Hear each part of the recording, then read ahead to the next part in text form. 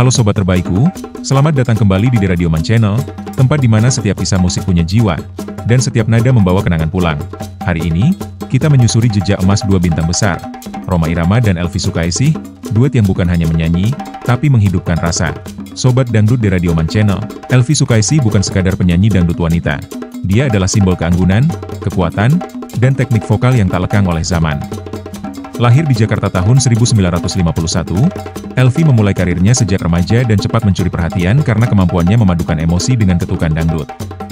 Dikenal sebagai Ratu Dangdut, ia punya karakter suara yang begitu khas, bergetar lembut, namun menghantam rasa. Bersama Rhoma Irama, Elvie Sukaesih menciptakan duet yang penuh warna. Lagu-lagu seperti Rujuk dari album Begadang, 1973, Cincin Kawin dari album 135 Juta, 1974, atau Mandul dari album Perjuangan dan Doa, 1975, menyajikan kisah rumah tangga dengan gaya naratif yang dramatis.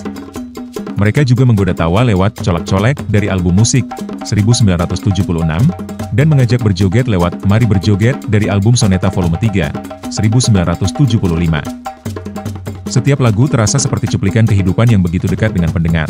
Sobat Dangdut di Radioman Channel, masa keemasan duet Rhoma Elvie berlangsung dari awal 1970-an hingga awal 1980-an.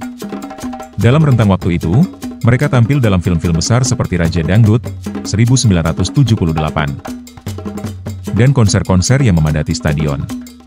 Lagu Cinta Abadi, 1976, misalnya, mencerminkan puncak emosi dan kedalaman hubungan musikal mereka. Suara mereka menggema dari kaset di warung kopi, radio di terminal, sampai bioskop di seluruh penjuru tanah air. Mereka tidak hanya hadir di atas panggung, tapi juga hidup dalam memori kolektif masyarakat Indonesia.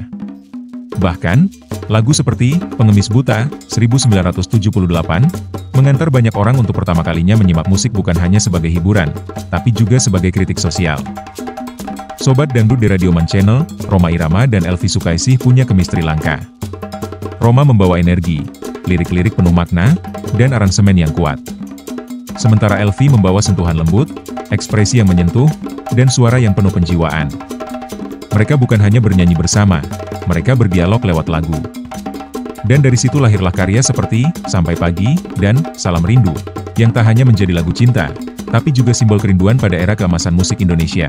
Sobat terbaikku, itulah secuil kisah dari jutaan kenangan bersama suara Rhoma Irama dan Elvie Sukaesih. Kalau kamu suka cerita ini, pastikan kamu tetap bareng kami di Radioman Channel. Like, komen, dan share ke sahabat-sahabatmu yang juga merindukan nada-nada lama penuh makna. Dan jangan lupa subscribe. Karena di episode selanjutnya, kita bakal kupas pasangan duet legendaris lainnya, yang gak kalah menggugah. Sampai jumpa, tetap jaga hatimu tetap hangat dalam irama.